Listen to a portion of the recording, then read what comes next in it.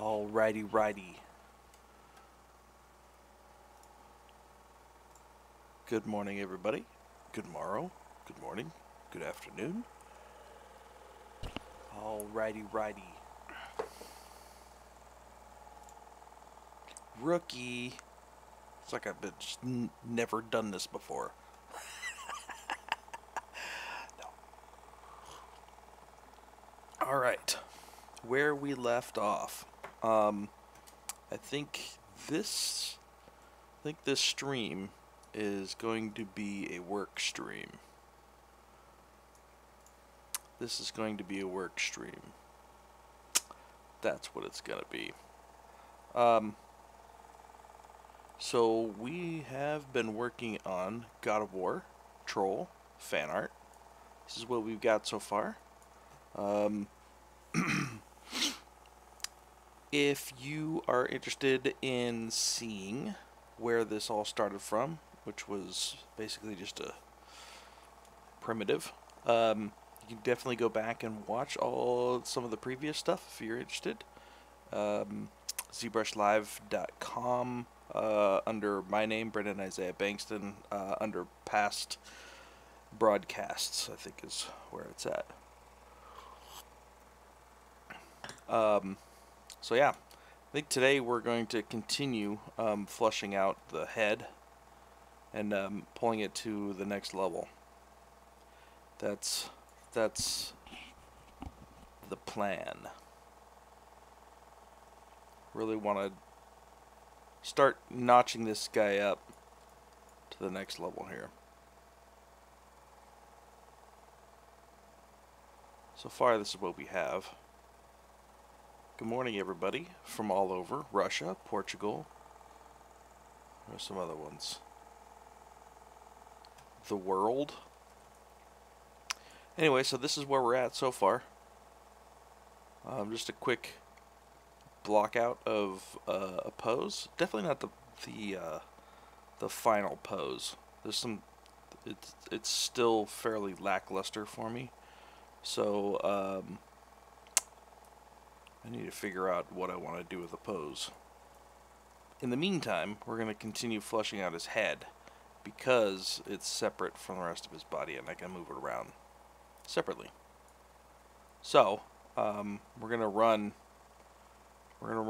with this guy today. I think today is mostly, I'm definitely going to keep an eye on chat, but I'm going to try not to be so talkative. So talky as much as I usually am.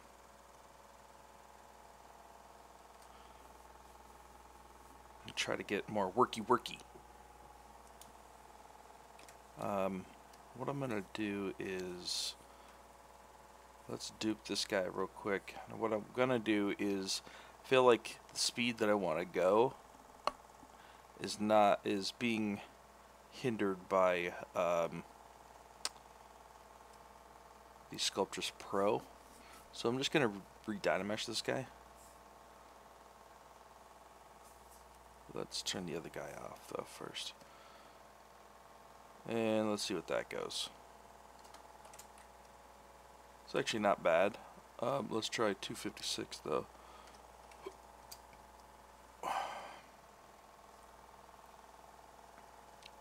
See what that looks like. That held pretty much everything. Now there's a lot that I could do with this guy without having to get into Sculptress Pro mode here.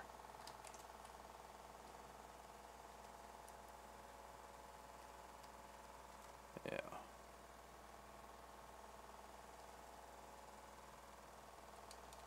Okay.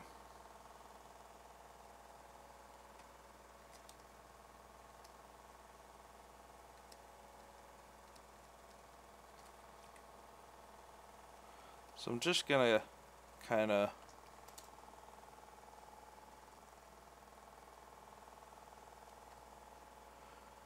start ratcheting this guy up a little.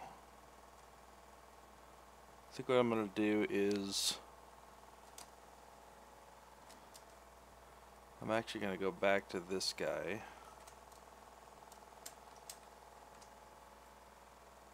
So this guy has actually more in the teeth. So what I'm going to do is grab these teeth.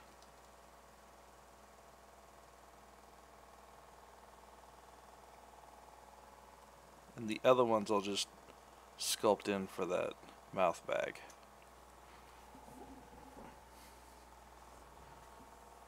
Yeah, Zbrush Core is great for hobbyists. That's actually what it was designed for. It was more of an entry-level ZBrush than the full ZBrush. I highly suggest, if you're even remotely interested in jumping into ZBrush, and the full package is a little much for you, ZBrush Core is a great way to start. Or you can try the ZBrush trial. What up, Hannibal? Why Redynamesh? Because it's going to give me better active performance at the moment if I just Redynamesh everything and then start over from there. Or not start over, but continue sculpting from there.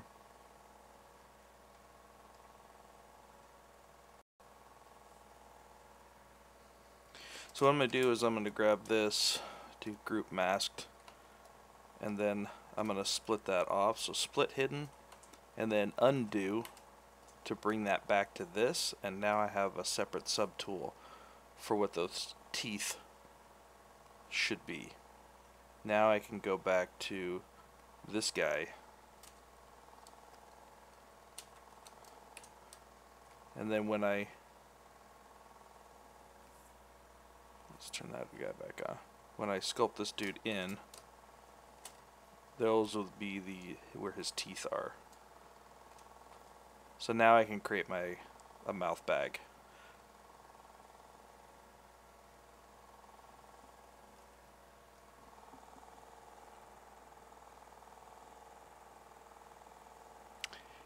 Yeah, so yeah, ZBrush Core is a great way to start. When I got back into the game industry, ZBrush was actually the very, very first software that I bought. Full price, still $800, and it is beyond worth every single cent that I spent on it. I saved up and I was like, you know what? This is going to be the linchpin in all of the work that I do. So I'm going to spend some money on it. And man, was it worth it.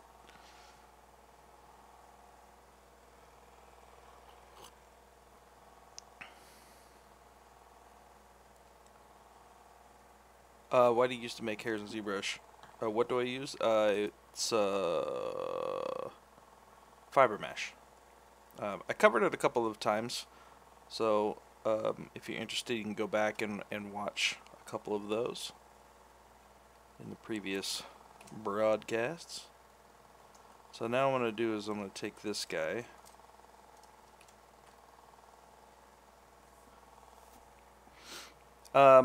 X-Rack Dragons. Can't really do it right now, but if you're interested in some true feedback, you're welcome to send it to me directly. I don't want to take up a bunch of time on this particular stream for feedback. Hey, welcome from Brazil. What's up, man?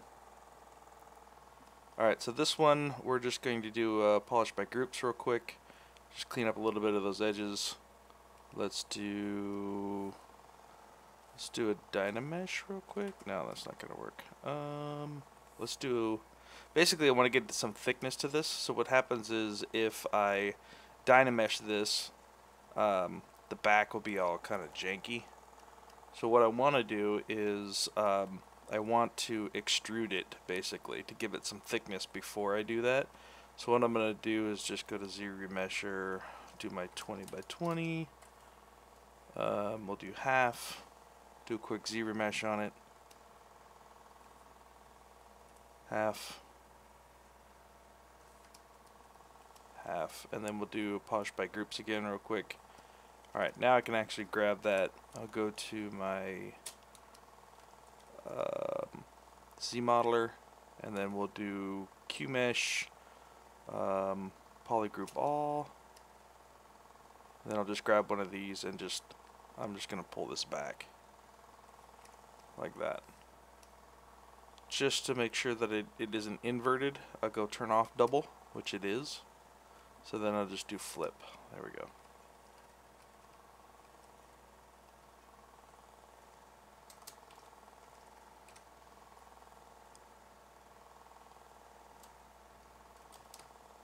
Alright.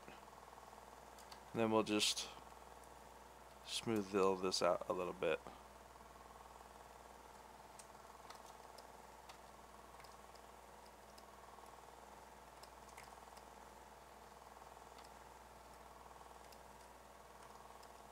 Alright.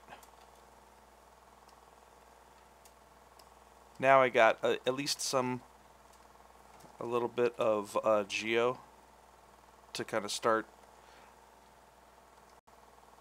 getting in some of those. Let's divide that a couple of times, I guess. Now, instead of dividing, let's go back to Dynamesh. So we'll go with 256. Redynamesh that. I think we even go even higher. Let's do 512. I'm using Intuos. Marcelo.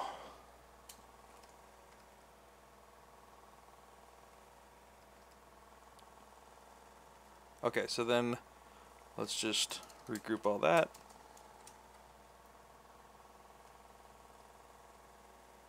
Alright, let's be nice though, guys. Let's be nice. Let's just draw out where those teeth are going to be. Just for placement, I'm going to end up doing teeth later, but I at least want to get just the general block out.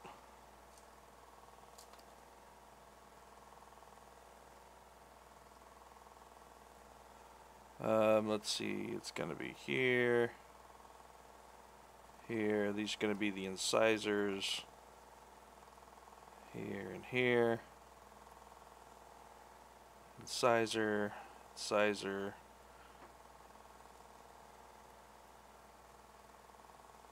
okay, maybe we'll just add a little.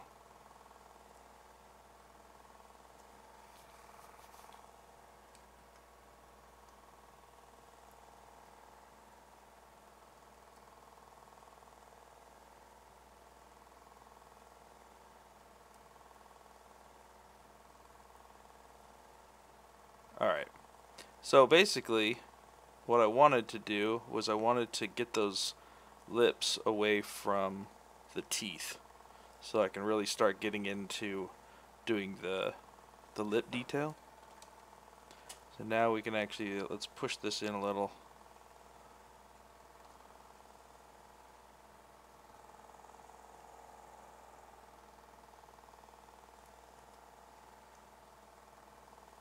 There we go.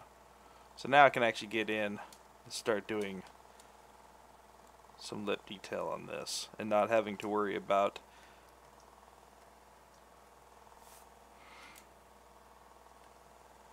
Alright, well, let's get back to art, guys. Let's get back to art. How's everybody doing this morning?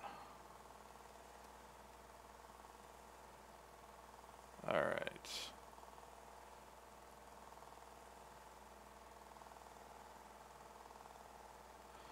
So one of the reasons why I went to regular Dynamesh instead of using the Sculptris Pro is just some quick performance work.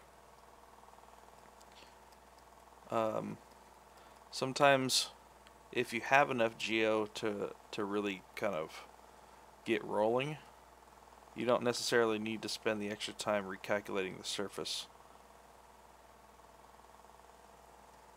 with every stroke.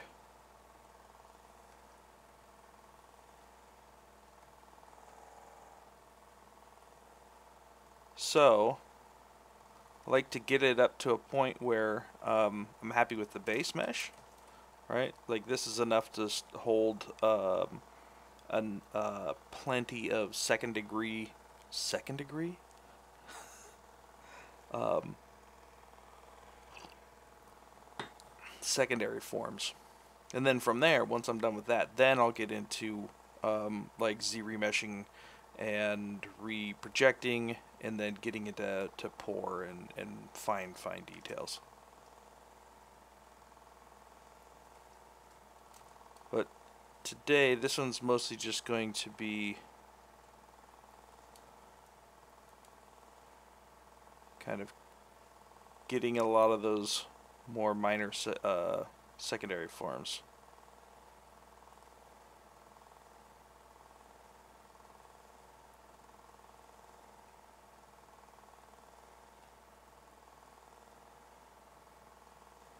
Just want to even that out just a little bit here.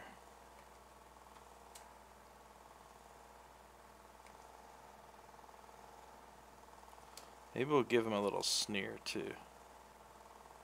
Since we're already out of symmetry, maybe what we'll do is we'll give him a little bit of an expression.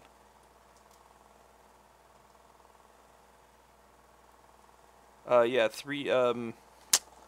this book, this one's really great, Anatomy for 3D Artists by 3D Total Publishing. That one's a really good one for 3D artists if you're looking for anatomy books. It's a fantastic book. Fantastic. We'll give him like this, like, kind of feel maybe.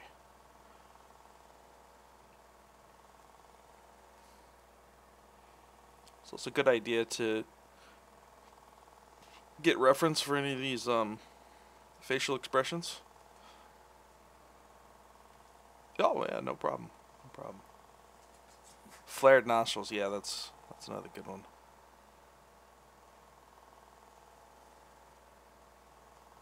Right, so the zygomatic muscles that come through here are pulling this up in that sneer. Like,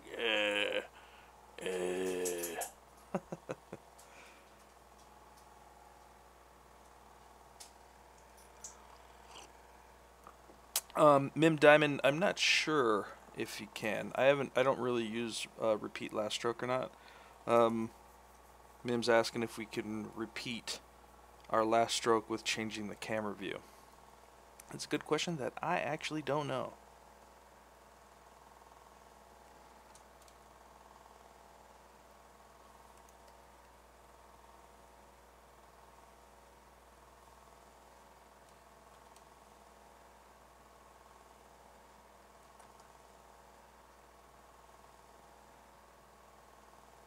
We'll just stretch these guys out a little bit to cover that gap.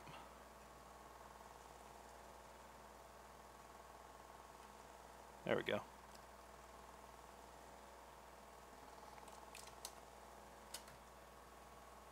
My stream channel, it's right on the bottom of the screen. It's twitch.tv/Brendon Isaiah Bengtson. Right here. On my personal streams, if you guys want to check out some of my personal stuff, my other personal stuff, we are working on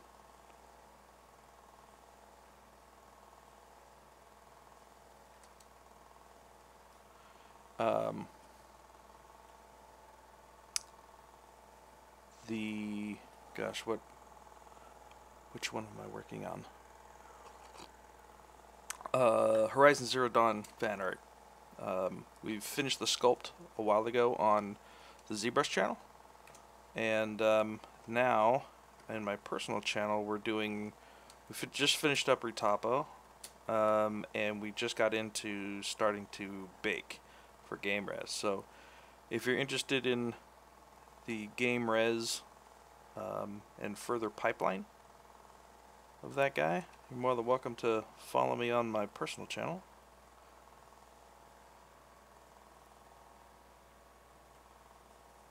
Gorgoloth, eater of Twitch. Nice, man. This one is actually going to be, even though the title doesn't say it, it's actually going to be more for statue. That's the pipeline for this particular one.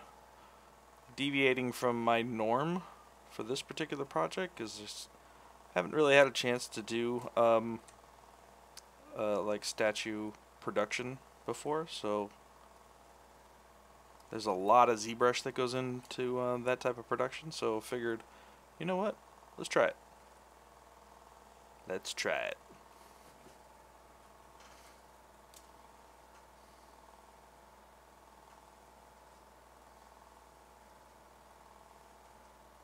Link to what, Hannibal? What link are you speaking of? What link do you speak of, sir?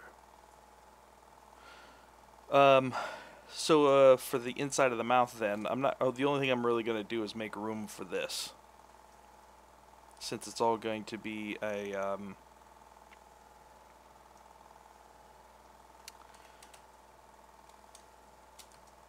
statue, and that's why I posed it as well. It's because I'm not worried about, for this particular project, I'm not worried about retopo. I'm more worried about getting a great pose.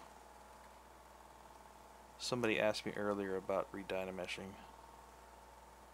Brendon, we redynamesh it to get the same detail but less poly, right? Side effects. What part are you talking about?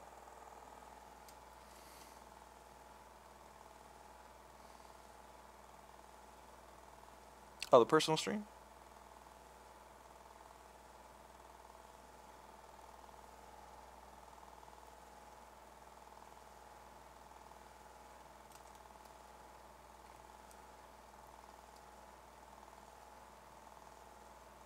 I feel like this eye bag is a little bit too much.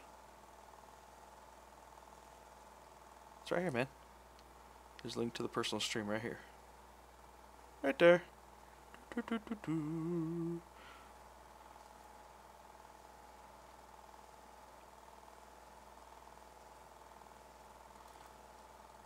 So the reason why I dynameshed in the beginning is just to be able to quickly get through this phase, which is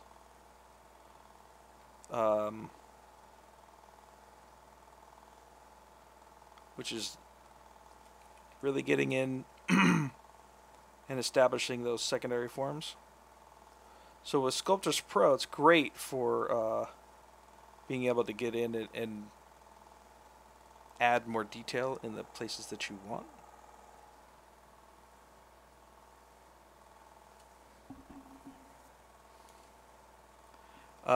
But it slows the performance down a little bit.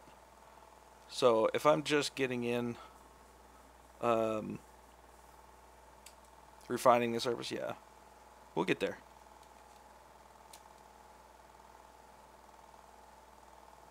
So one of the issues right now is just being able to get all of the secondary forms in. So if I can do that faster without Sculptris Pro on, and I have enough in my base mesh, or in whatever the mesh is that I'm using now. That's why I redynameshed in the beginning, so that I could just quickly get through establishing more secondary forms through here. Really just kind of breathing a little bit more life into the surface.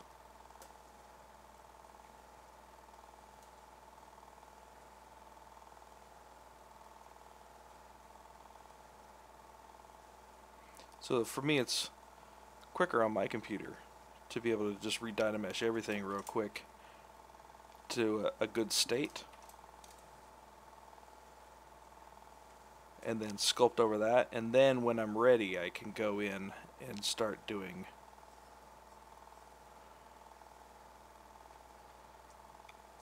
more Sculptors Pro stuff.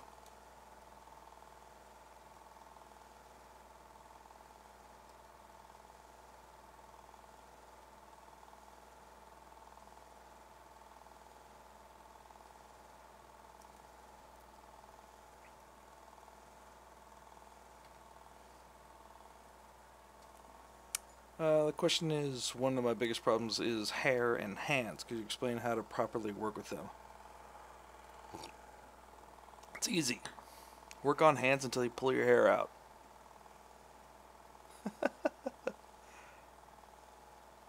No, it's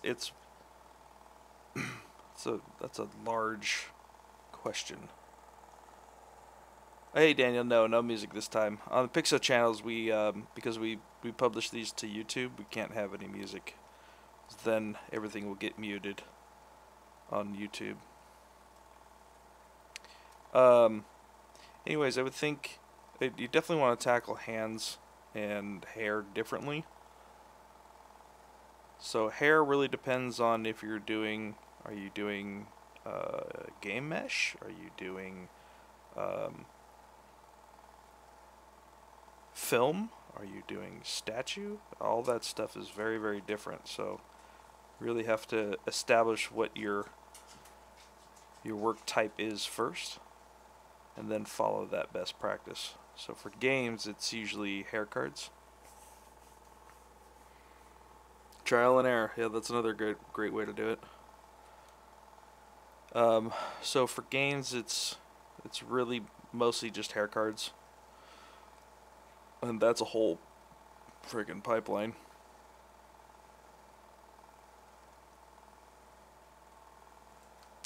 And then for hands, just, practice. It's just like learning any other anatomy. Learn what the basic forms are. I know what you're doing. You were trying to get me to promote my hands tutorial, weren't you? I knew it. Knew it. I do, the one tutorial that I have out right now is for sculpting hands. So if you're interested, you can go to my website, which is bengtsondesigns.com. Here. And you can follow along. Let me get...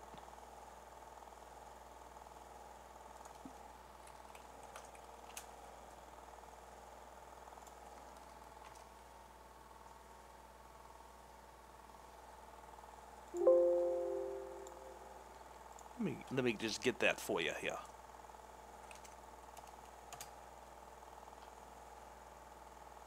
Oops. Let's delete that. What I wanted to do.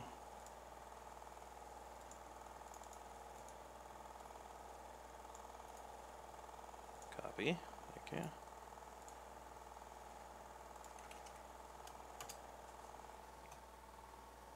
Oh, I can't reply there. That's funny. Hold on one sec.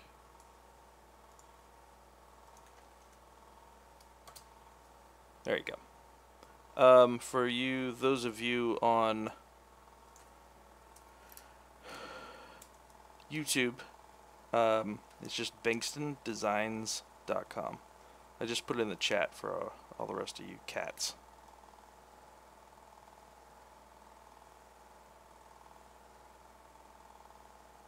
But there's a hand tutorial there if you guys are interested in doing that. By the way, side effects, it's Brendon, not Brandon. I only say that because it's been a couple of times that you called me Brandon. Alright, let's deepen some of this in here.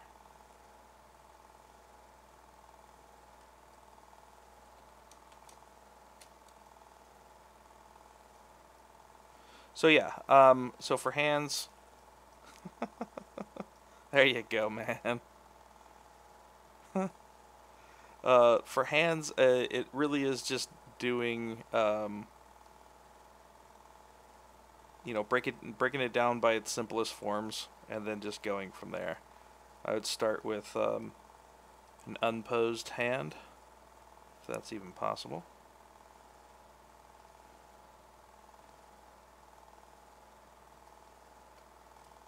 Alright, so see how now we get in some, like, this nice breakup in the... That's no problem, man. It's a nice breakup in this surface. Just by going in and, you know, touching all these surfaces here.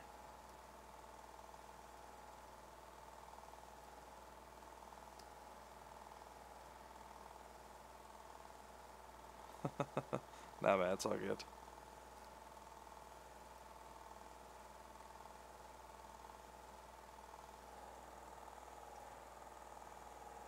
Martin, what's up, dude? How you doing, brother?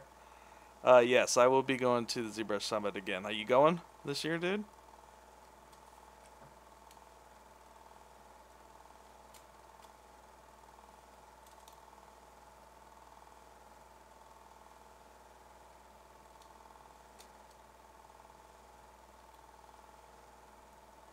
Better be going. Anybody else going to the Zbrush Summit this year? It's at Noman College in northern LA. North Hollywood. Yes, definitely, man. Absolutely. How you been, Martin? How's things over on the other side? You're on the other side of the pond, aren't you? The other side of the Atlantic? Why did I think you were over there? Pretty sure you are. Yeah, it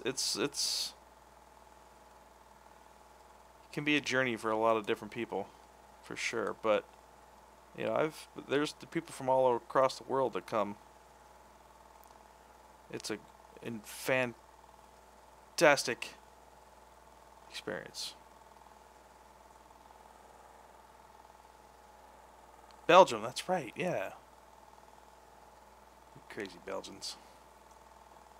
You crazy, man. You crazy. Alright, now let's start flushing out some of these other forms on this side. I kind of want to get some of this, like, whole weathered look going.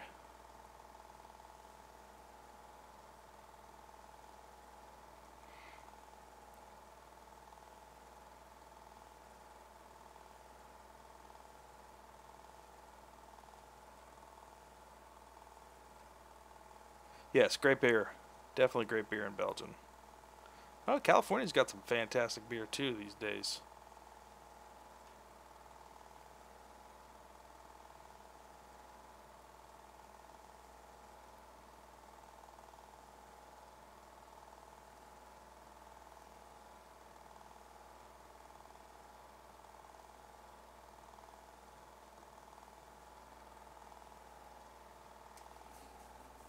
Okay. And now maybe we can do a little bit of inflate in here. Just to see, just to get that surface up a little bit in between those ravines.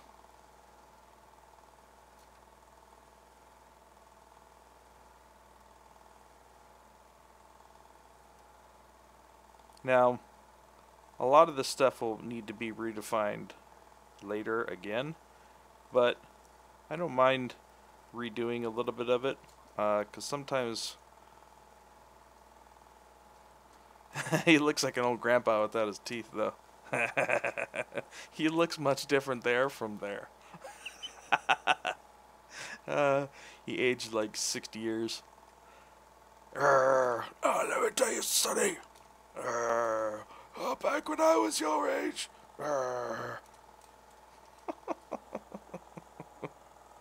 Thanks, Martin. Dude, Martin, when are you gonna be streaming on Zbrush? You Zbrush master, you? Hmm? Hmm? Hmm?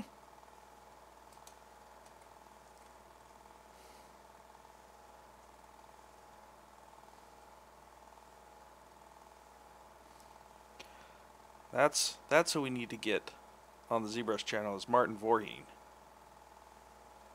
Martine. You need to be on. You need to stream, brother. Show us all how the high-res creature stuff is done. That's your bag. That's my bag, baby.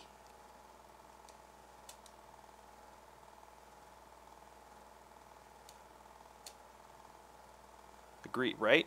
Maybe we need to sign a petition, Martin.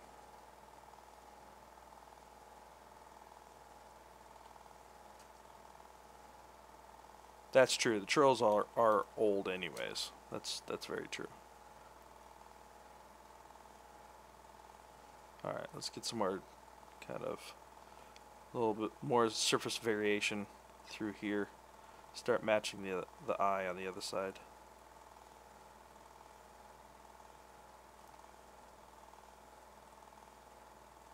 Hey, Sledgehammer. Yeah, no problem, man. I enjoy the teaching and sharing of knowledge, so this is a great platform to be able to do that.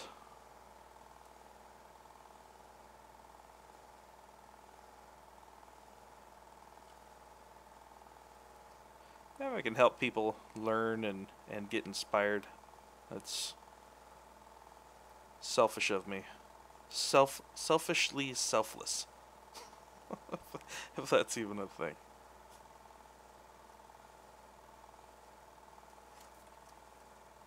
Alright. So what I really want to do is while I'm adding some of the surface variation, right now it's kind of getting to be a little bit uniform. So I think what I'm going to do is...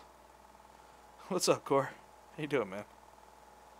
What I'm going to do is consciously get away from these shapes, right? So like I'm starting to see these same shapes all over. I really want to pull away from that a little bit because then I don't want them to look too diseased. So in some areas, I'm just going to consciously pull some of that stuff back.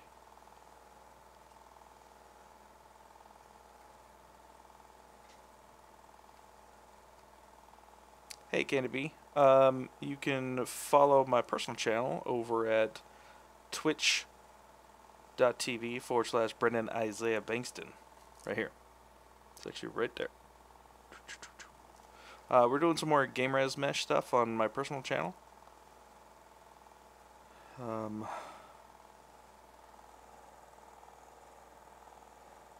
Everyone keeps asking, let's talk to Pixo Team. Dude, Martin, bro, you need to get on, man. You need to get on. We need that knowledge, bro. We need that knowledge. We need that Belgian knowledge. That's a whole nother level going on over there, bro.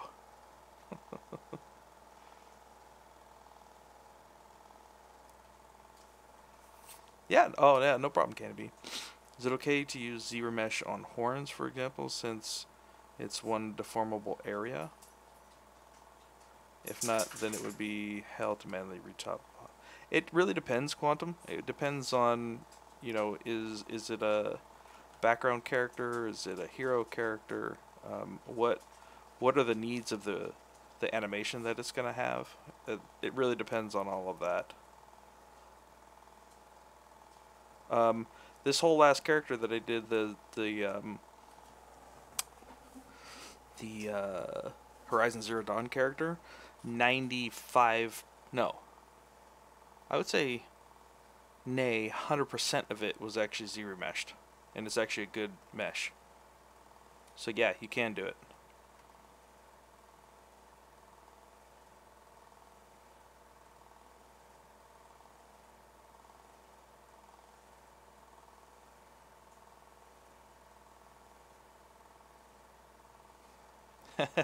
What's up with my name? It's so long. That's because it's my full name.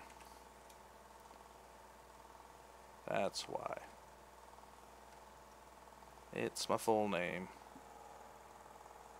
Alright. We need to...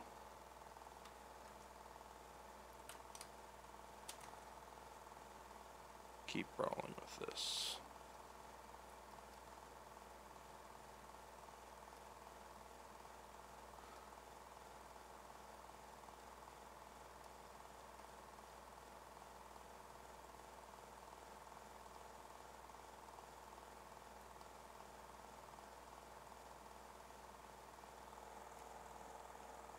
Hello, Teresa from Michigan. How are you? Hey, we finally got States people. Not crazy enough to be up at early hours, like me. I'm in West Coast, so I usually start at 6 a.m. bright and early, catching all the worms.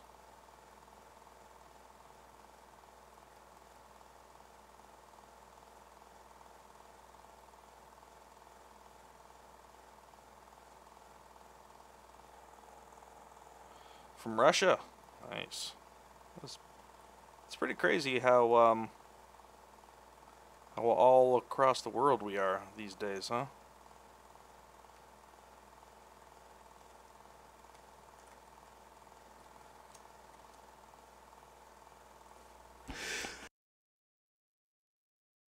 Whoa, that sneeze just came out of nowhere. Oh, thanks, Teresa, and welcome. Welcome. Welcome.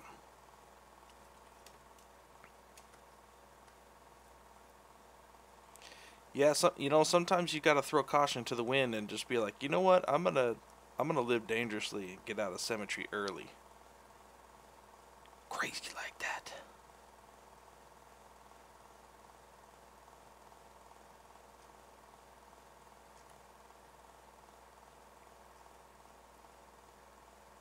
But I think this guy really, he really needs to be out of cemetery, especially since I'm in the end. It's a different pipeline than a game pipeline from Brazil. What's up, man?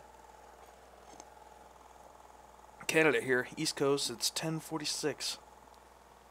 10:46. Do I sometimes check other people's work and give your opinion? I don't typically.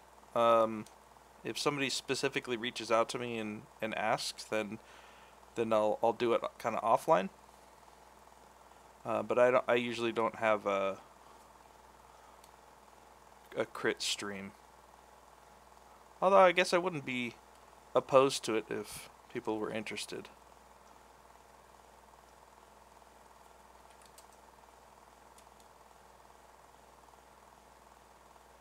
From England, new to Zbrush, so I'm getting all the knowledge. Yes.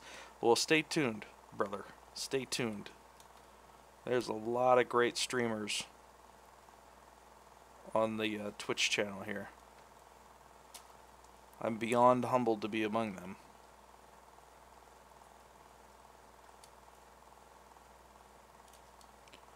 Alright, let's see if we can get some more of this kind of action going.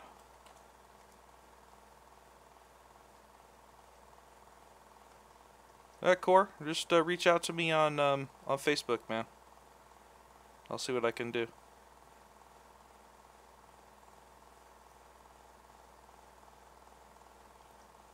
Alright, this is a little bit of a dangerous spot,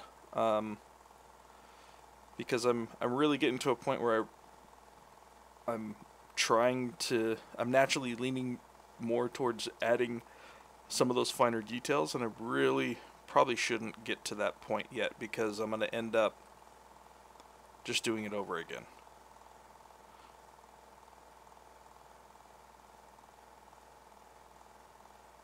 So I want to be careful that I don't get into too many fine details. What I want to do is I want to start getting some of these larger interacting forms going.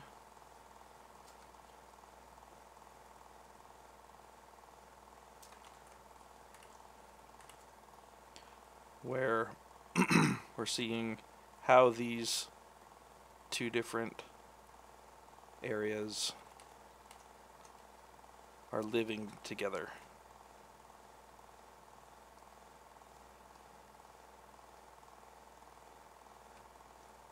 So I really just kind of want to figure out how that's working. Do you pay rent? Do you wash the other person's car every day for a month?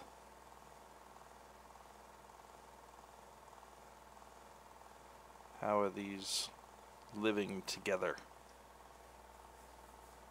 How do I know where to put wrinkles and such? So basically what I'm thinking about is just physics and over time, right? You know, like, you know, you're probably going to be doing, you know, a lot of this, a lot of scowling, you know, as a troll. Like that over hundreds of years. So you're probably going to have a lot of wrinkles happening throughout the face, right? And, you know, that kind of stuff. So that's what I'm thinking about when I'm figuring out, you know, where and why to put things. Right? So it's like baking in a permanent remnants of a scowl, right? Because that's just how this dude is.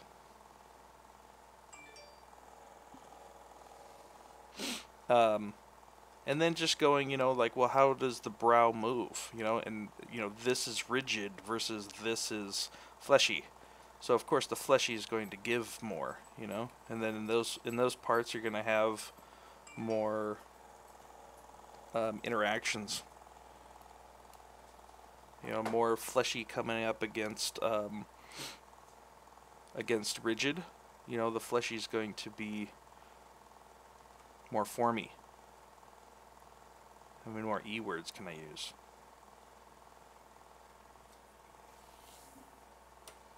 Yeah, that's a common mistake a lot, really, is getting the thickness of the eyelids. A lot of people, and myself included, for a long time were not giving the eyelids enough thickness. And it's really one of the early mistakes that people make as character artists, is making sure that, like, usually you can see the thickness of the eyelid from far away. So I start erroring on the side of making it too thick, and then that usually is okay. Travis on YouTube is saying, do you sculpt the character in one layer, or do you use separate for head, torso, and arms? I usually do it by the amount of detail that I want to go for. See how this right here? So I haven't zoomed out in a little while. But this is, like, these little secondary forms really bother me right now. They look like a patch of something. So I definitely want to fix that.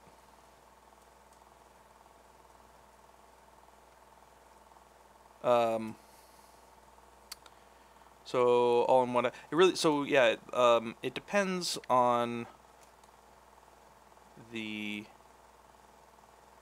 definition that you're going for and the piece that you're working on, right? So I wouldn't be able to get all of this detail in here at this level if this head was connected to the body, right? Because the 1.5 million polys would be spread out across this whole body.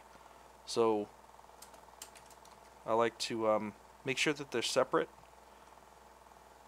with the intent of keeping them separate so that I can get enough detail on them for the piece that they are. Does that make any sense?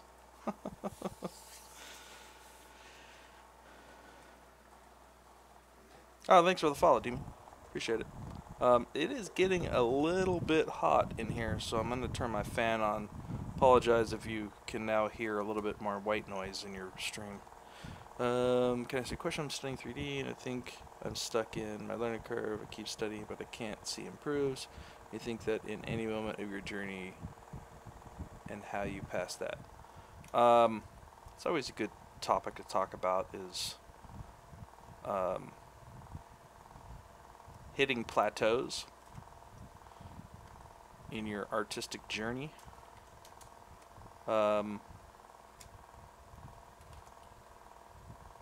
You're always going to come up against plateaus, right? So how do you deal with it?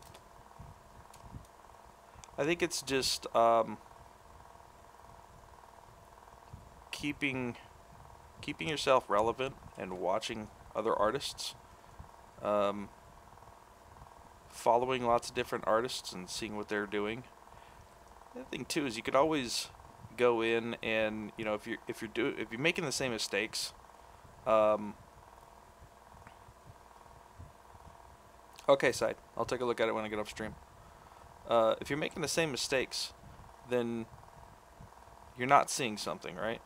So a lot of times, what I suggest to people is try working on a different style, right? If you do realistic stuff, try doing something more stylized, just to break the mold. You know, don't throw yourself into something completely different in such a manner that it's going to completely take away.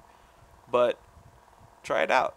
You know, get into a different mode of thinking, and sometimes that'll pull your brain out of the jargon trap that it's in. You know.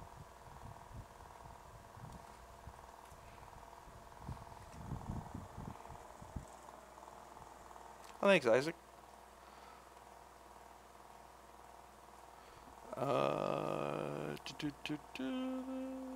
Makes sense. Do you connect them at the end before it gets rigged, or do they stay separate? They'll end up being connected somehow. In because the game res mesh will be better connected together, right, for performance and rigging and stuff.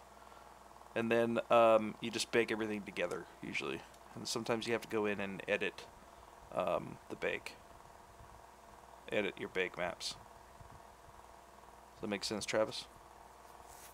What exercise do you think helped you most in learning over the years? Tenacity. Practice tenacity and discipline. Really, it's about how, like, are you the type of person that can, even though you're not inspired to go and do work, do you still do work? If that answer is yes, you are more prepared to be successful quicker. Discipline. This is actually what I did. Like about 6 to 10 months into me getting back into full-time art, I made a decision really early that I would keep reminding myself of this equation. I think this equation is the linchpin in a lot of people's successes. And that equation is very simple. Discipline is greater than inspiration. I actually put that equation on a post-it note on my monitor. Discipline is greater than inspiration. Right? If you're inspired to go play football, you know, are you going to be better than, you know, Tom Brady or Joe Montana, who went out there and did it every day and was disciplined to do it? You know, what about the guy that you see sketching every day, you know, or sculpting every day? Discipline will get you there a million times faster than inspiration. Don't rely on inspiration to get things done. Oh, I'm not inspired. I don't really feel like doing art, you know? I don't get the vibe, you know? I'm just not feeling it, man. That, I mean, it's possible to still be successful, but if you're disciplined, you're going to have more practice. You're going to have more time, more things learned, more mistakes made.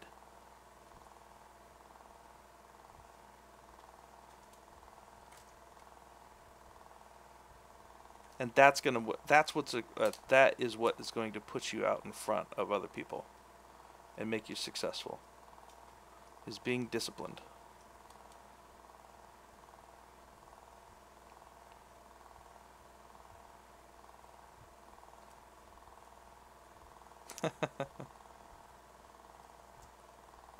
Alright.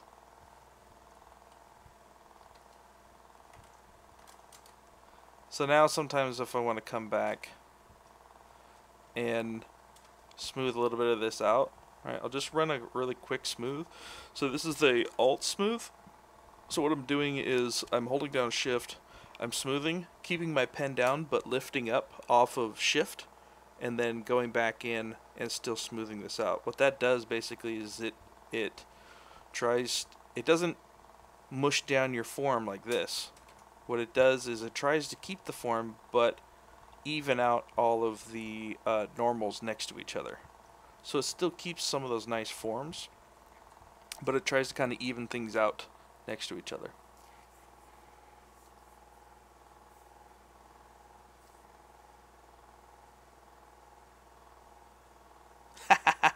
That's right, Bobu. Yeah. Yeah. What Furio says about that is very true. Just get in, start, and then the inspiration usually comes. But it's about being disciplined enough to forcing yourself to get to a point that inspiration can be helpful and not the actual driving force. Discipline has to be your driving force. Inspiration is the nice thing that happens to come along and help you along your way when you're disciplined.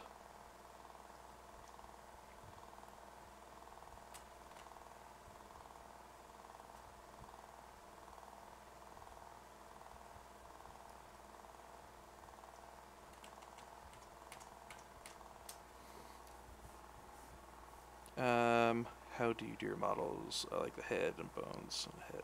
There's some material.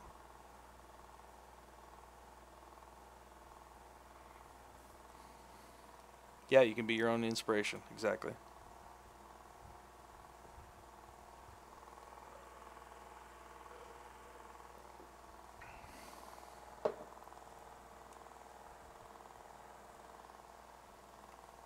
So yeah, this is what I do sometimes. That I'll just come back after I've put in some of those subtle forms. I'll come back and just do a quick alt smooth across this, just to kind of take away some of those bitey forms. And then I can and then what I can do is start refining again from there. So I usually do this a couple of times where I come in, establish some of these forms, and then do a quick... Yeah, sometimes it's a little too much. So maybe I'll do this out here, and then what I'll do is I'll bring my Z intensity way down, and then just hit this super lightly in here to keep some of those more forms.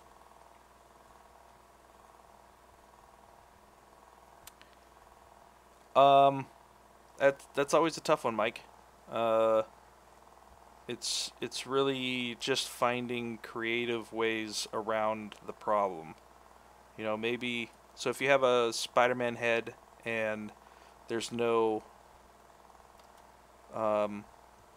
easy seam, just pick one of the seams that are in the suit pattern. You know, like if the spider comes down like this, you know, cut it across that seam. There's all kinds of ways to do it. All right, let's see how this guy's looking. Okay, we got some surface variation, which is good. I think we need to have a little bit more characterized pieces happening. I think what we need to do is really push the eye sockets more. I think from here, I'm going to do a little bit of experimenting. So before I do that, I can either dupe and experiment on that one, or I can use a layer. So in this case, I'm just going to use a layer just to see. Shape changes. Duh. I should just called it duh. So what I'm going to do is I'm going to do some drastic stuff here. So maybe I'll pull in this quite a bit more. Make him look a little bit more gaunt. maybe what we'll do is we'll throw the eye bags out a ton.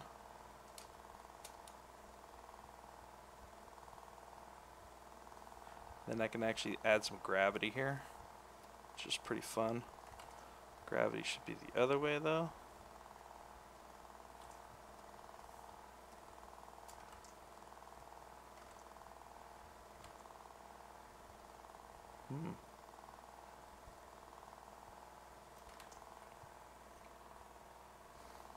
Okay, let's not do gravity.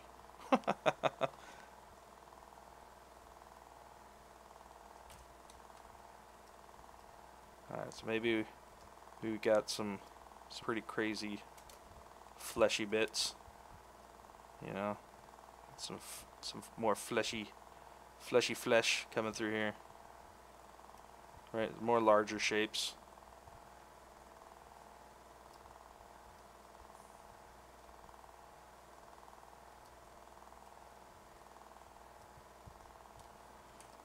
You know, maybe he's got some skin hangy.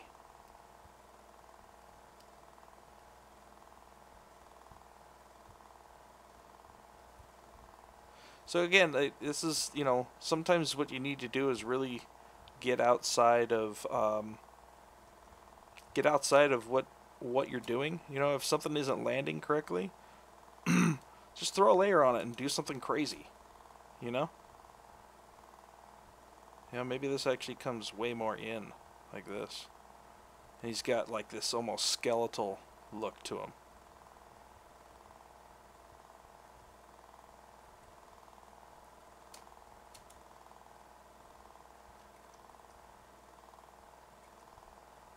You know? Well, that's more interesting. And then what's even cooler is that you can take this and be like, well, maybe I don't want that much. Maybe I can pull this back to like a 4. Yeah, well, that's cool.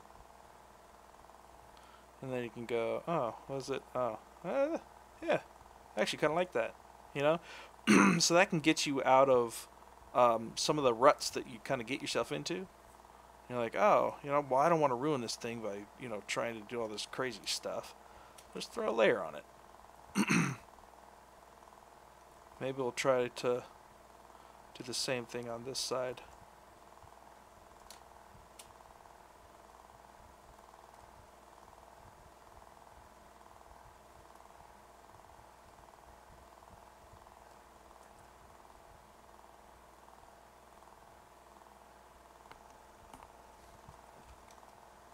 Sorry, I haven't been paying too much attention to chat that I usually do on my streams, so apologize if you guys have been asking any questions that I haven't been able to get to. Trying to really get this guy rolling.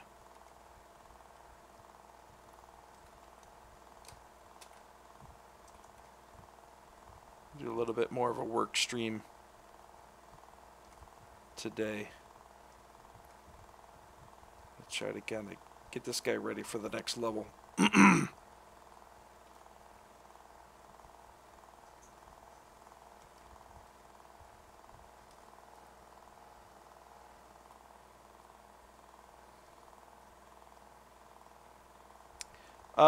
It's a little bit of both, Travis. There's some concept art from the game that I'm kind of pulling inspiration from. But I'm trying to. It's fan art, but it's not. It's not a 1-for-1 copy because, you know, Raf Grassetti and his team did it. There's really not many better people than that to do this type of God of War stuff.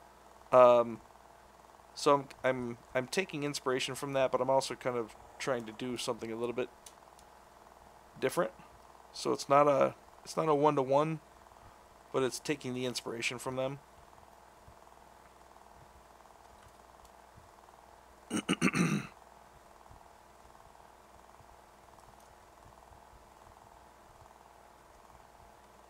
That's actually kind of cool. I actually kind of like that a lot better. So sometimes, you see how that worked out, man. Like, you know, this is what it was. That's better. It's more interesting.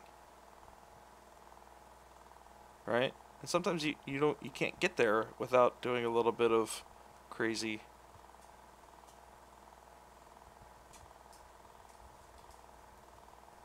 experimenting, right?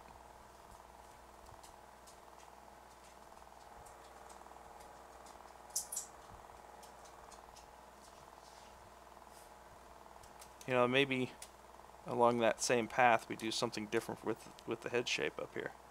You know, maybe we make this more bifurcated prominence. Bifurcated prominence? That's my big word for the day. Done by 7 a.m. I'm done with big words for the day. Bifurcated prominence.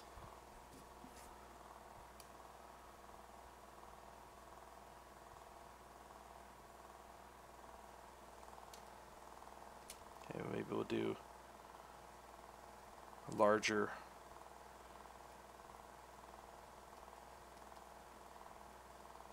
monoprominence.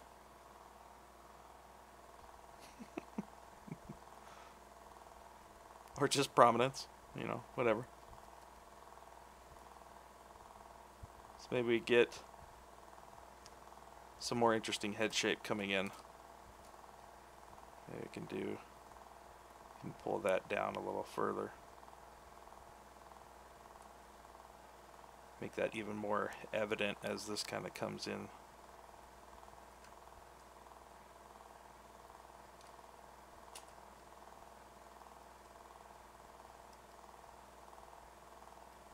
And sometimes, you know, you want to be careful here. You don't want to start getting into layer craziness. You know, you don't want to start getting so experimental that you start losing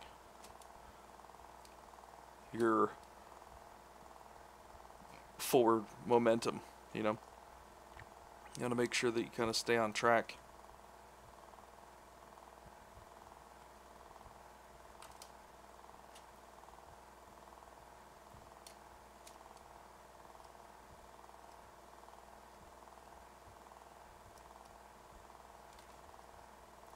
And just maybe adding some more just general form breakup here.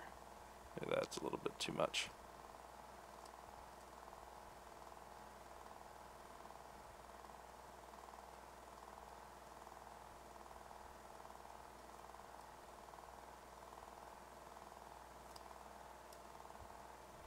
Yeah, it's a little bit more interesting shape up there, you know?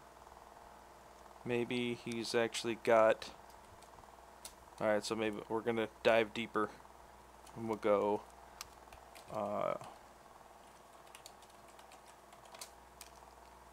head shapes. And then what we're going to do is start kind of playing with where some of this horn actually goes up and the protrude starts protruding through some of the skull in other areas.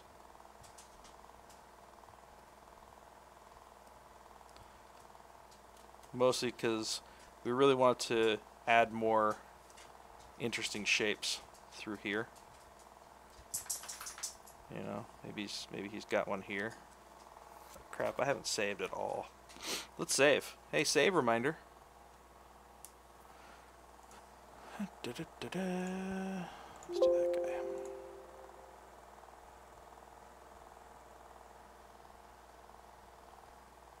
Okay.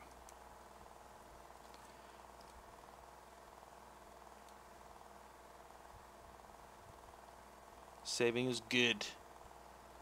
Very good. Okay, so maybe it's going to be different on either side.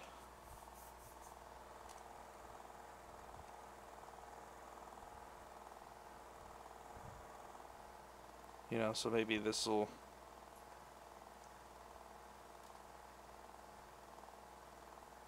come up this way.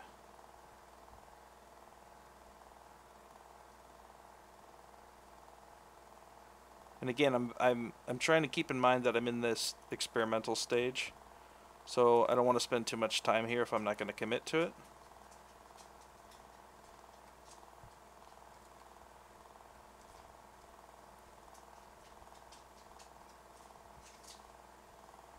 So if I am going to, I want to make some broad strokes and kind of keep myself moving. So I want to maximize my time, right?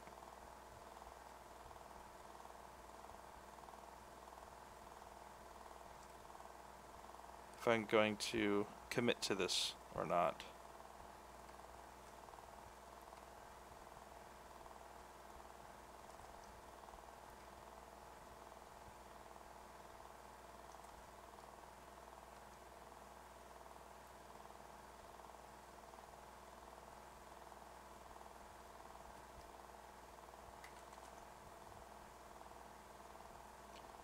So the trick to being successful while experimenting is to fail fast and fail hard if you're going to fail.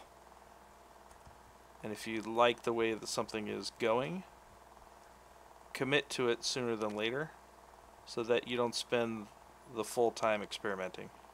You know what I mean?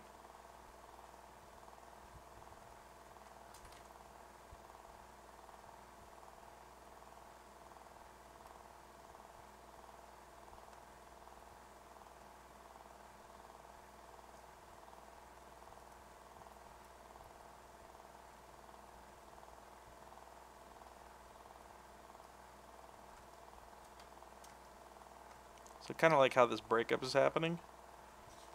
Although this is starting to look a little too much like comb over hair. Right? Or Julius Caesar.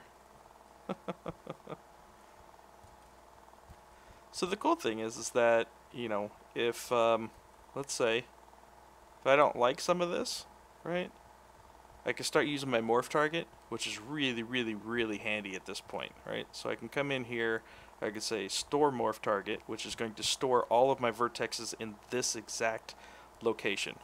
Right, now if I come back here and turn on record and go to brush, M for morph, O for morph, now I can come back in, pull some of that back out. Right, what that does is it reverts those vertexes back to their position that you noted them in. You know, maybe I don't want that to come all the way up here.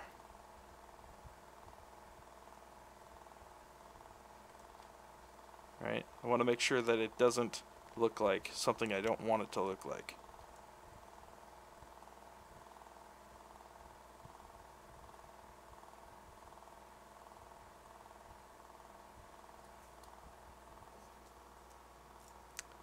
So there's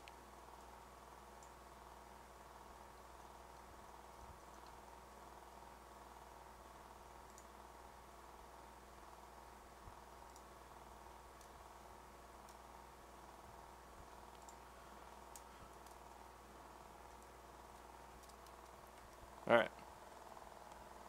We don't have room for that kind of stuff on our streams.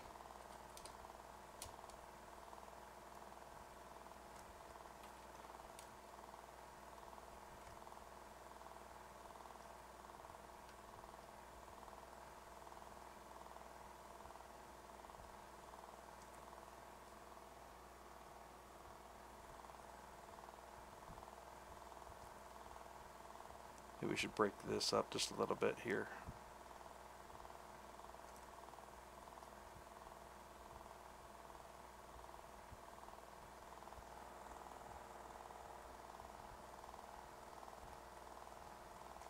Alright, so at this point, we have to kind of establish what and how these forms are happening through here, right? What's the style going to be? Are they going to be biggy and roundy and bulky? Are they going to be like, you know, slate rock type of thing? Are they like, are they out jutting crystalline structures? What kind of things are, you know, are they large faceted shapes where you have, you know, these types of shapes going on? You know, is it that style, or is it, you know, this kind of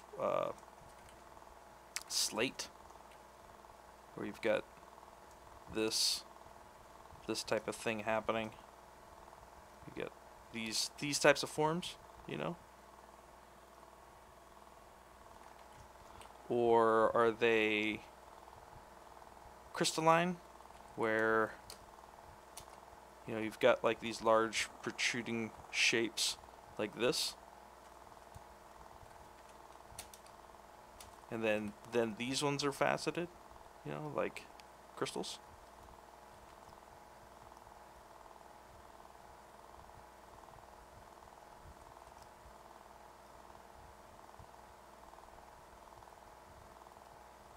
So at this point, we really need to make a decision so that we can keep all of this form language unified. You know what I mean?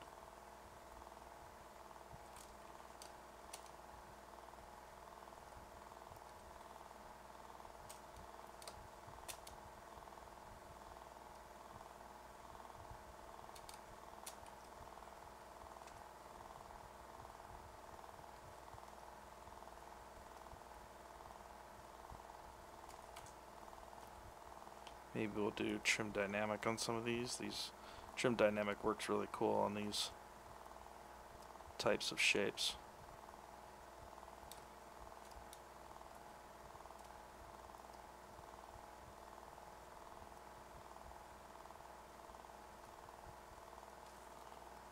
You know, is it, and then refine even further, you know, is it faceted crystalline? You know, or is it a combination of slate and crystal? You know.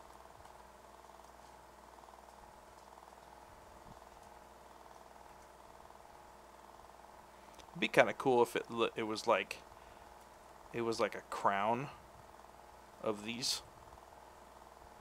You know, that actually went around the back of his head, and maybe like the ones on the back actually came up, so that would give it a cool silhouette.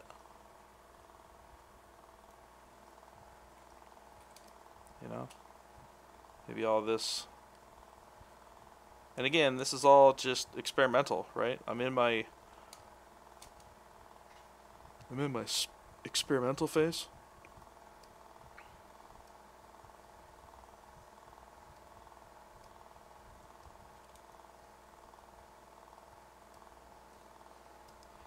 Yeah, maybe some of these shapes actually come way up.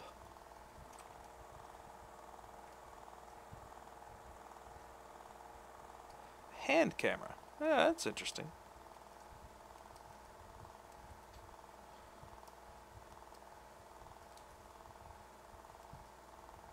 You know, so they actually break the silhouette in the back.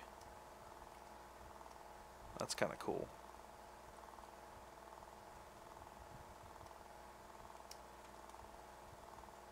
Yeah, but maybe they're not uniform across the back here.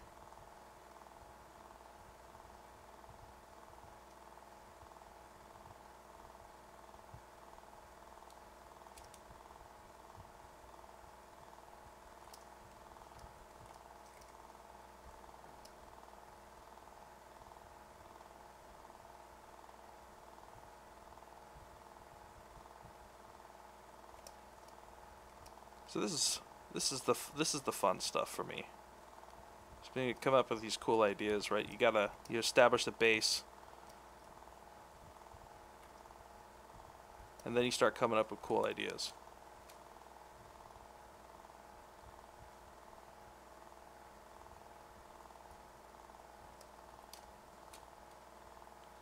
You just kind of start riffing off yourself, you know? Look at this. Kind of comes out.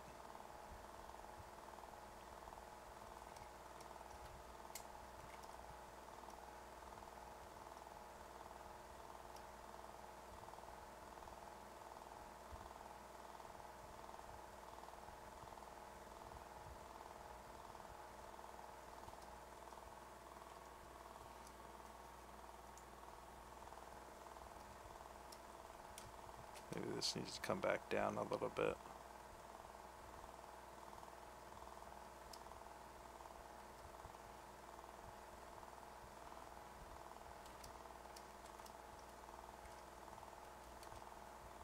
Right, and then maybe these shapes continue.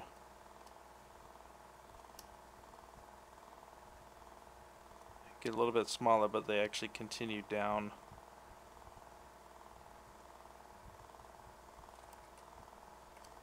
Into those shapes.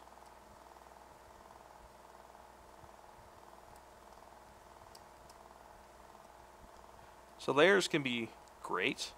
They can also be detrimental if you're not using them correctly.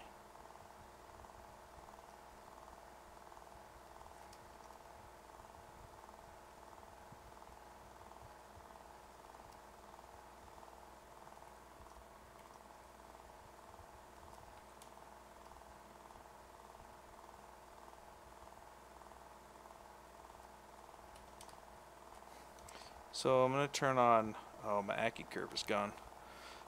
Let's go into, I think it's stroke. I always forget where it is. Modifiers, is it alpha? I think it's in brush, curve, Accu curve. What Accu curve does basically is it takes and actually brings everything to a point, instead of moving everything within the brush. So if I want to start bringing things to a point a little bit, I'll just turn on Accu curve. And I actually usually, you know what? Let's just do this real quick. Just grab enable customize. Let's just grab Accu curve and throw it down here. Back into reference. Do that. Store config. Okay, cool. Now my Accu curve is actually out here, and I can use it when I want to. It's really helpful.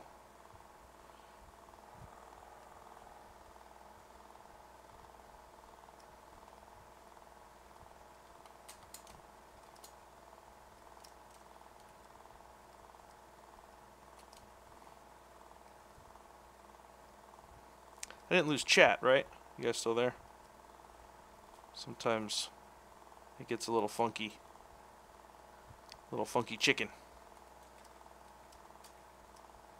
We still see. It's kind of cool, you know. Maybe actually this one's got to be bigger. Yes, sir. Got a war. Yes, it is. Okay. Yep, you guys are here. Okay, good. Good. Good, good, good, good, good.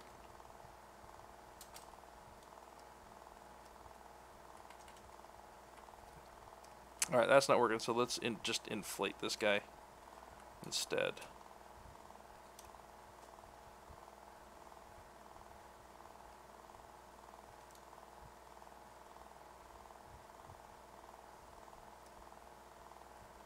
Maybe this guy needs to come out more here to break that up. There you go.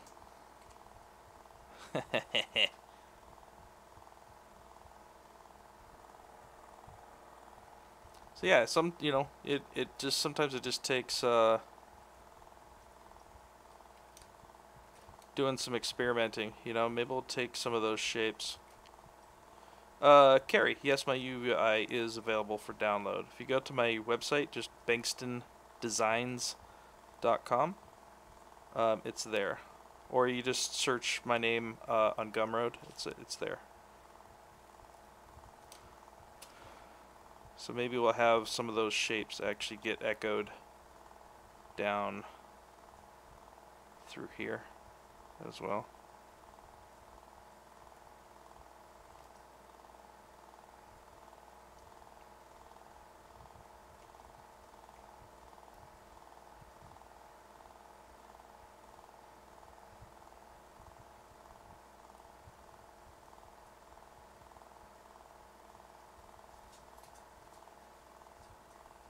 Oh yeah, no problem. They're a little bit outdated. I would, if you want the one like this, I would grab the version 2. I really need to do is update it for 2018. I mean, they'll still work, but I've added a couple of and moved a couple buttons around here and there since I published that. You know, maybe what we can do too is kind of echo some of those same things out here. Thanks, Sauce. Yeah, these guys are awesome.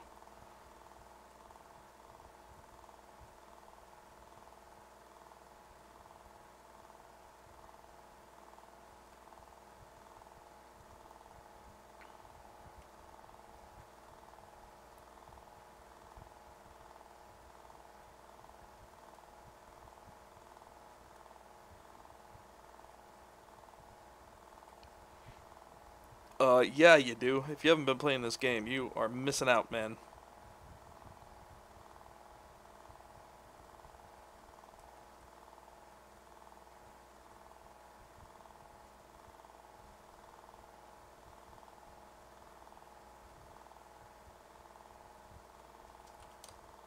Alright, so now let's look at where we were. Alright, so this is without. This is the beauty of layers. Or what I can do is I can just pull it back. And maybe I don't want it so prominent. Or what I could do is even duplicate the layer to make it even crazier. And then I'll take that dupe and pull it back. Isn't that cool?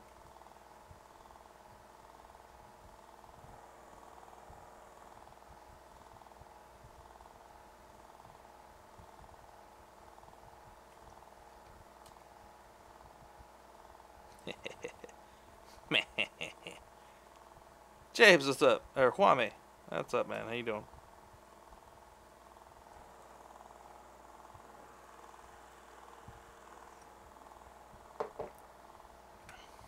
Alright, I think we're going to roll with that for a little while.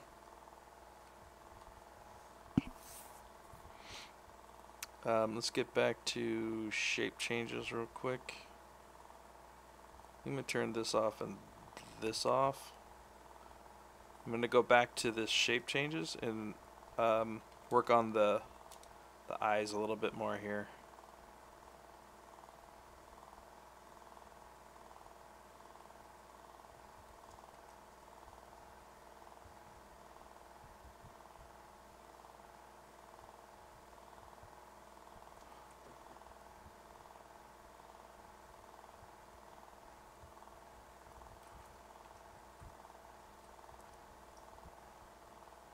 Just add a little bit more baggage through here.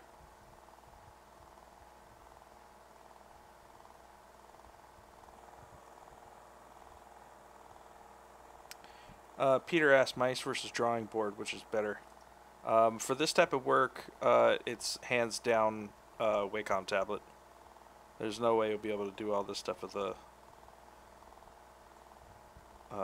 with just a mouse. It's nay impossible. Doable if you really want to prove yourself, but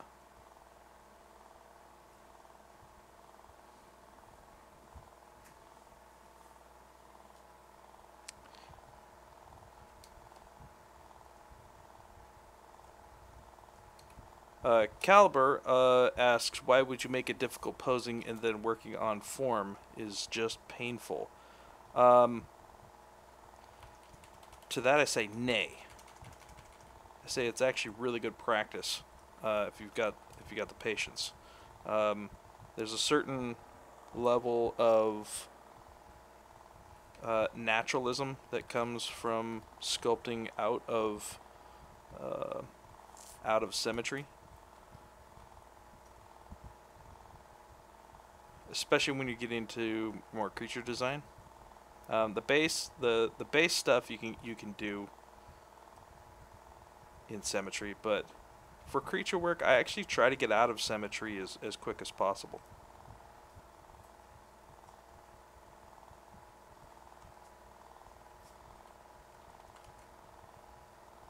Let's try to flatten out some of these.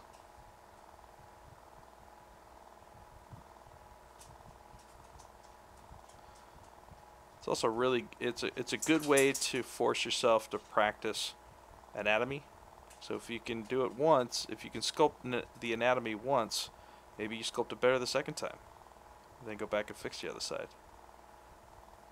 There's definitely benefits to it.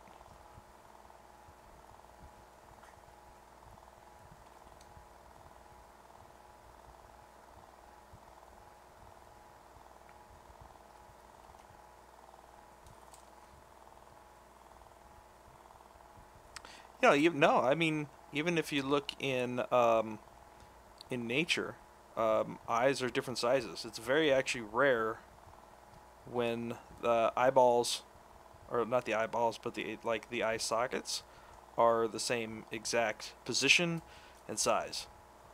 A lot of times they're actually shifted. You can actually see this one's actually shifted down just a touch.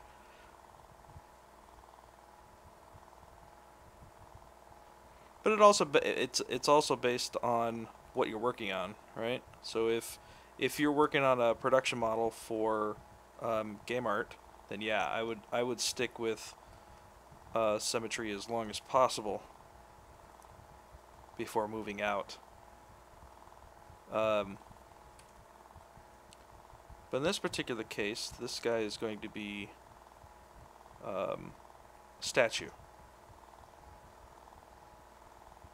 So what I really want to do is for this particular one, I want to break symmetry as quickly as possible, so it adds more of that realistic element to it from the get-go, and it doesn't force me to try to get it better later.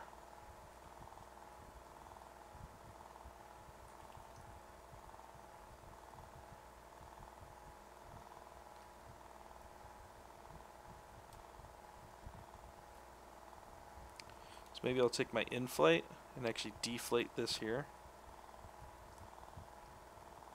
My favorite projects to work on are, I would say, organic, with lots of detail and lots of different materials types.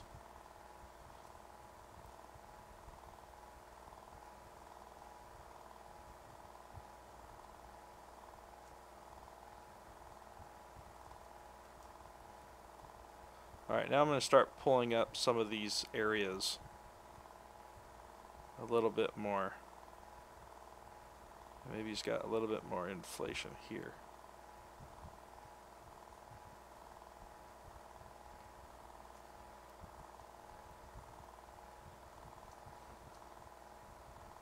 Uh-oh. Son of a... Save it! Save it! Save it!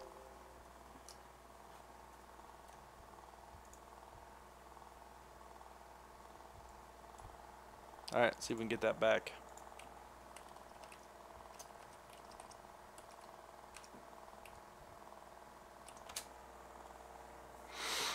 Let's see if that quick save on crash helped it. Let me grab my recovered Z tool.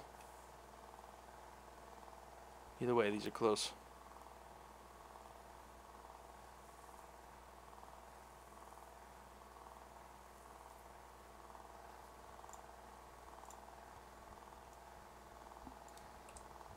There we go. Nice. Let's go back to my layers, make sure I'm recording. Nice. Whoever came up with the idea to save on crash, awesome. Awesome.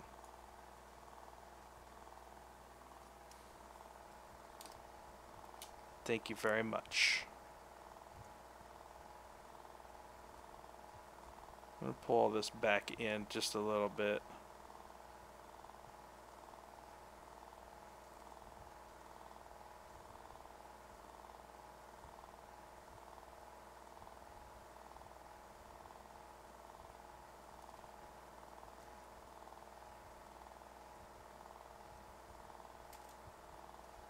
There we go.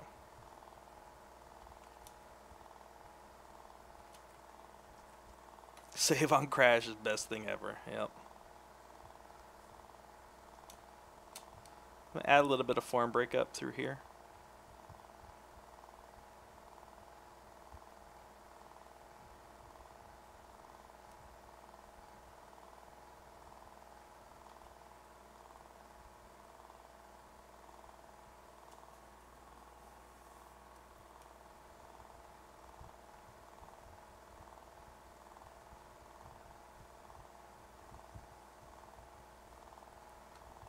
Alright, and then maybe we'll do a little bit of this type of this type of action where got some of the skin actually like comes in a little bit. Don't want to make things too uniform here. So maybe what I'll do is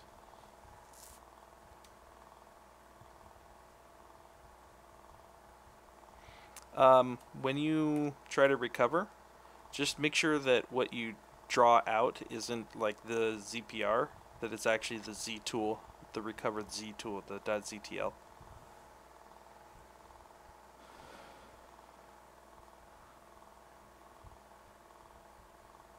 It should be on by default, Stexera.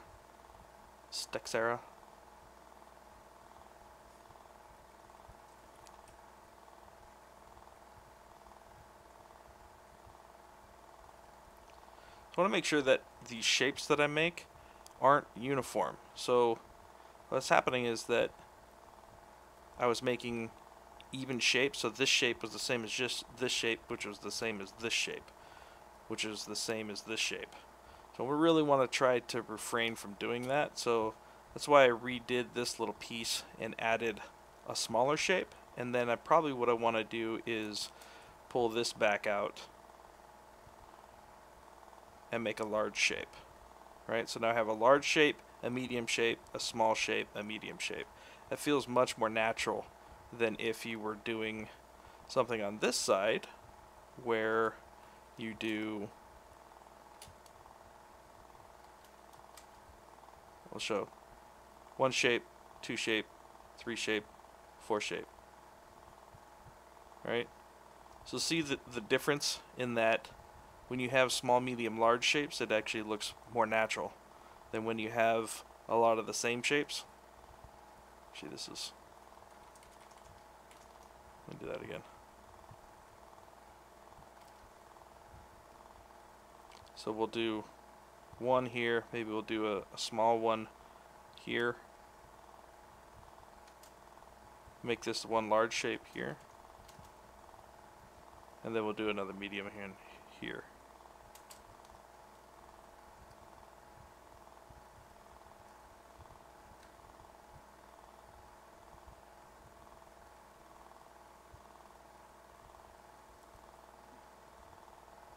There we go. Some work in small, medium, large shapes.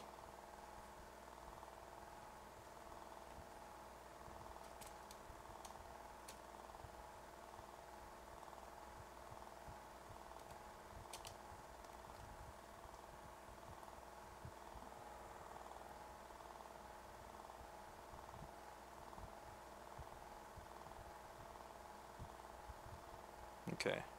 I think what we need to do is start pulling the bottom lip into line. Let's turn on these other shapes too.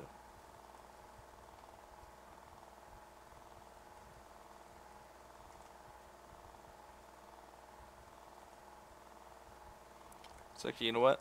Let's throw a render to see what this is starting to look at.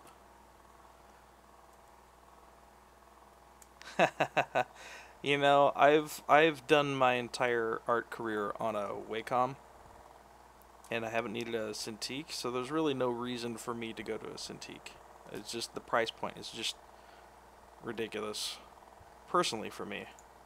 I've done everything that I need to do on a Wacom, so I feel like I don't really need it. There you go. Now he's starting to come into play here.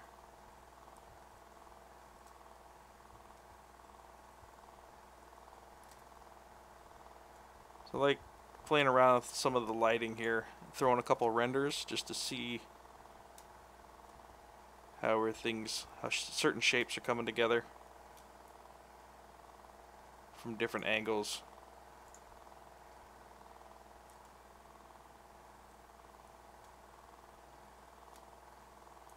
He's starting to get there. Let's see what. Intuos, I'm sorry. What I mean by Wacom is just an Intuos. Sorry if that was confusing.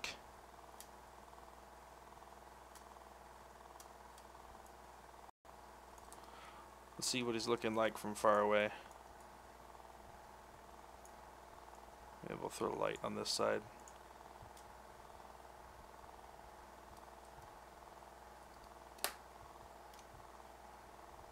Make sure that's, maybe it's a high noon. What does high noon feel like? Starting to look pretty cool, man.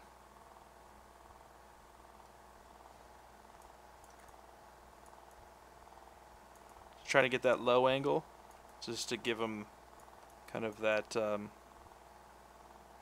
that large and in charge look.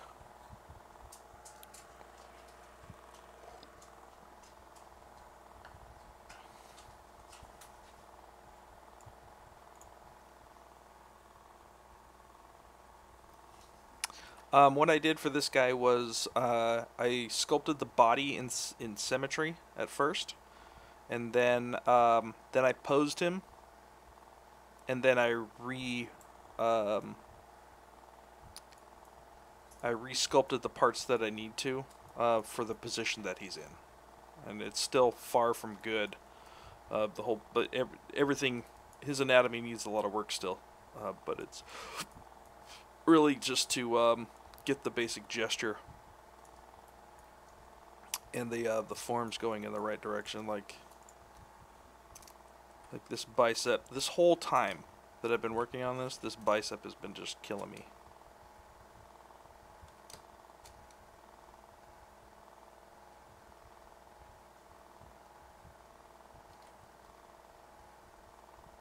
One of the things that I really didn't like about Thanos in Avengers was the termination of the bicep into the deltoid. Like his came up and like went in like this. Like this. Like it kind of went in and terminated here. Or like what it should do is it should curve in, because it connects up in here, right? It doesn't like actually go into the, like the deltoid actually rolls over the bicep, and the bicep goes in, connects up here.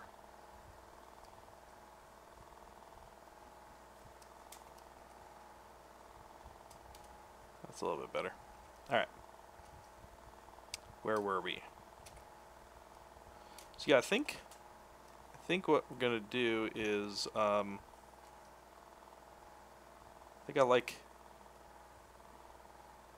this bigger one.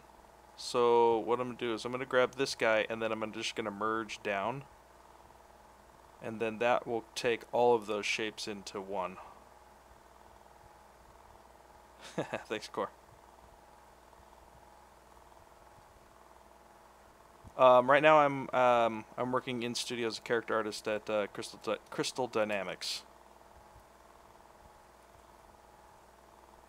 Let's continue with just the head shapes. Maybe we'll refine a couple of these pieces here before things get too crazy.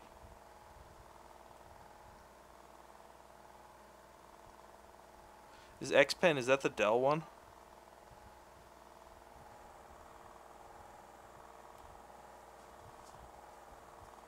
Yeah, right. The Cintiq is just way too expensive. Yeah, veins will come later. Veins will come later. We'll definitely get into that. Really want to make sure that I'm doing the major secondary forms now.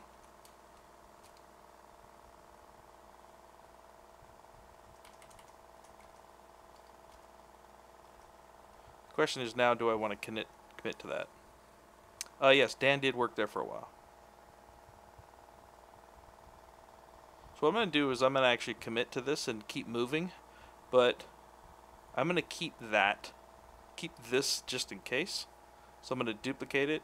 I'm going to grab the old one, throw it down to the bottom. So that way I can get back to that base without the stuff. If I ever want to. So now what I'm going to do is just going to bake all.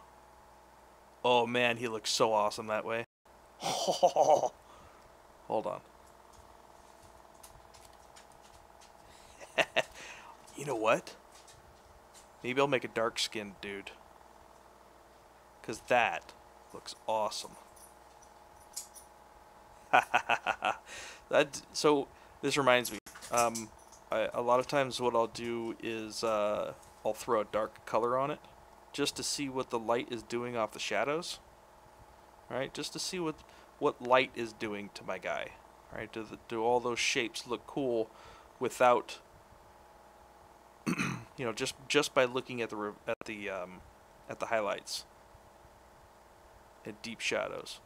And yeah, he's coming along really nicely, I feel. He's got a long way to go, but he's coming along. Alright, so I'm just going to continue kind of bare bone with this guy without layers. So I kind of want to get some more details going. I really feel like his bottom lip is just not... Japanese company, I think. Oh, okay. It's really not feeling the bottom lip at the moment. So let's work on that for a little bit here. See if we can bring that in line a little bit better.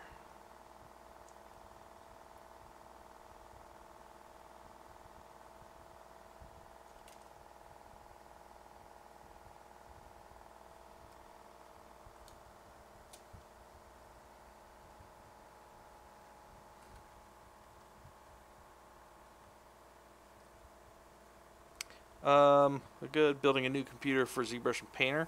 Any suggestions on RAM, GPU? I would go heavy on GPU, and RAM. Actually, both of those are really important. They're not so much GPU based. They're more CPU. So I would put a lot of energy into RAM and CPU.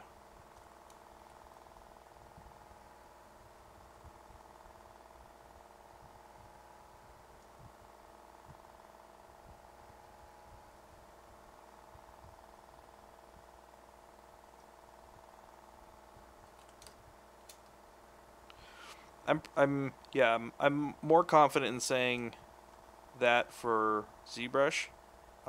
It's really just CPU, but I'm not as confident in saying that for Painter. I don't really know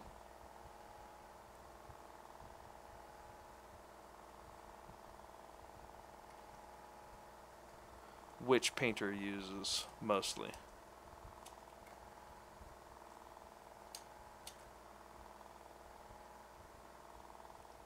Painter uses GPU.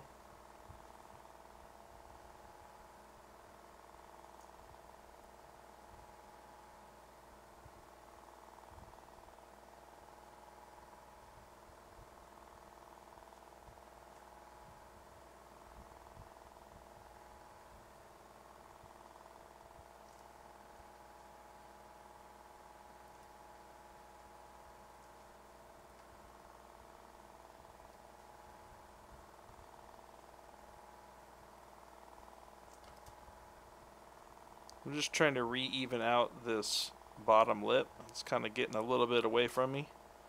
So what I want to do is get back to the original shape that I want. So I don't want it to be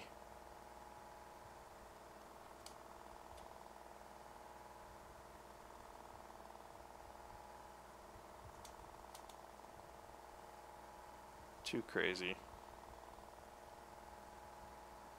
I don't want it to have too much of this curve here.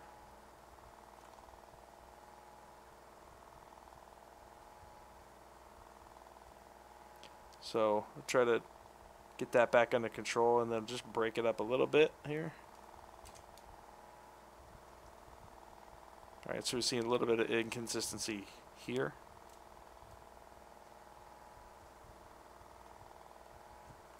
Really what that needs to do is just go in more. So it's flattening out too much. I'm just kind of the back of the lip is a little ambiguous.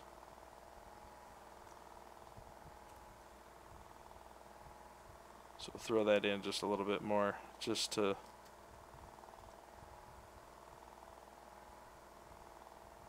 see if we can get that inner shape going in a little more. Then we'll grab these guys, pull them down a little bit.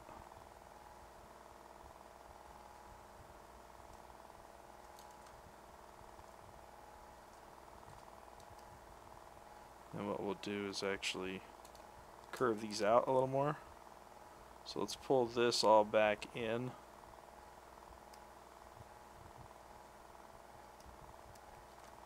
And then we'll pull this out. Get a little bit more of that outcoming curvature.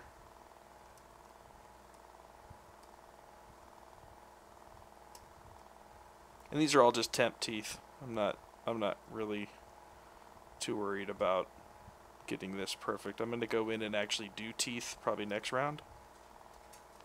I at least want to have something in here that kind of gives the idea of, completes a picture, you know what I mean?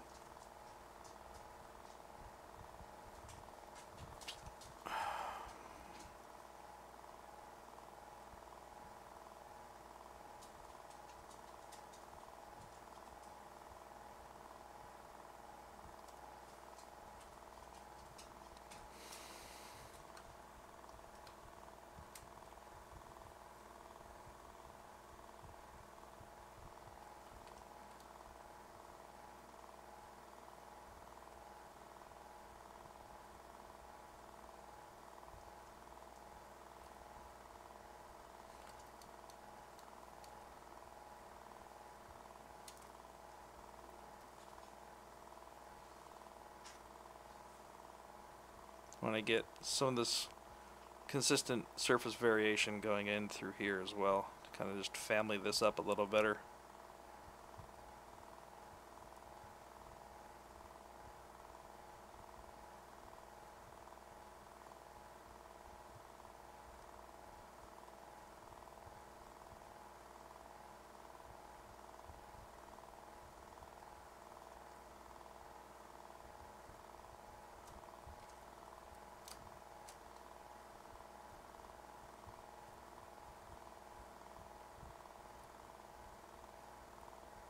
So again, this is all going to be covered down here, but at least want it to be familied. Make sure that the underlying structure is within the same reason as everything else here.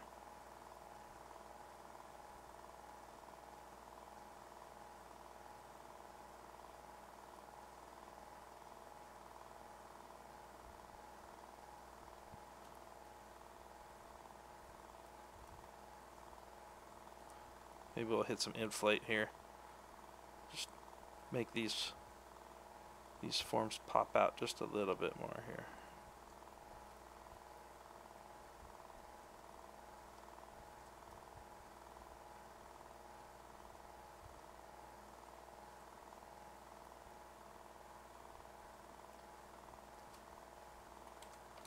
We'll just do a really quick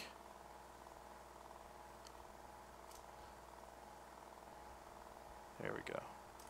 Even lighter than that. So usually when I start getting to this point where I'm starting to see a lot of this like chunkiness happen, I like to do just a really light alt smooth over this, just to try to take out some of those chunks while preserving those nice secondary forms. Kind of get away from the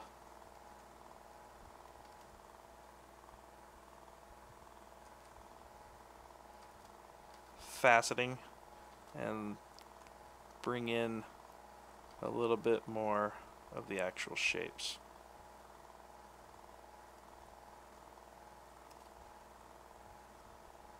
Get away from that clay buildup look. Hey yo, 8 o'clock.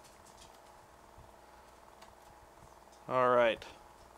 That's about all the time we got for this stream. We did some good stuff. Feeling good about where his head is going We definitely need to family all this back here. So what we'll end up doing is probably bringing some more of these shapes down the back of the neck here, and kind of integrating that right there. And I think we're gonna end up going with this style of like kind of faceted crystalline shape language. Yup, gotta get the family up and get ready for work. Go do the rest of this. Go do more ZBrush stuff at work. Trim dynamic is actually good for this.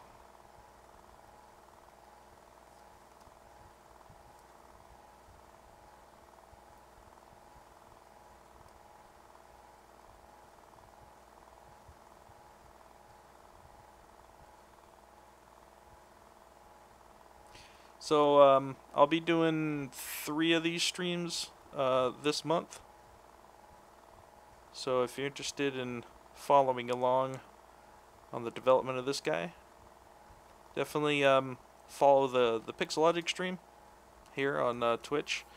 And if you're interested in following my personal stuff, right now we're doing finished up retopo, and we're in the middle of UVing and bake testing for, actually, you know what? Let me save this real quick and I'll show you the other guy that we're working on before we take off.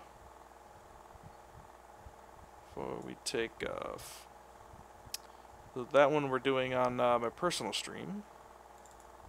I'll save this guy real quick. And then let's load up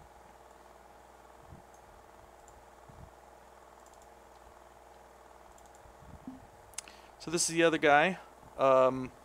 The previous project that we worked on, actually on the Pixelogic streams. So I did most of the high-res stuff here. But now, on a personal stream, since we're not in ZBrush anymore, we will be doing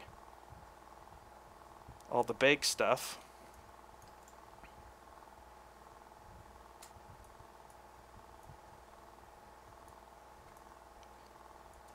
So we last stream we just got in and we baked all of this stuff down for the leather, which looked pretty awesome.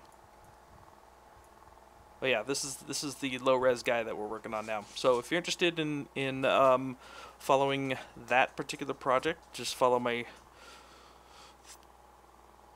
personal Twitch right there. Also, definitely keep it tuned into the Pixo stream. Pixel channel here on Twitch. There's a lot of other awesome artists on, so check them out, follow them. Great amount of amazing talent and knowledge. And yeah, I hope you guys had fun. I hope you guys learned a couple of things, but most of all, I hope you were inspired to go make your own cool stuff. So do it. Go make the cool stuff. Have fun. Do the things. And make awesome stuff. Yes. Alright, guys. Thank you very much. I'll see you very soon. Alright.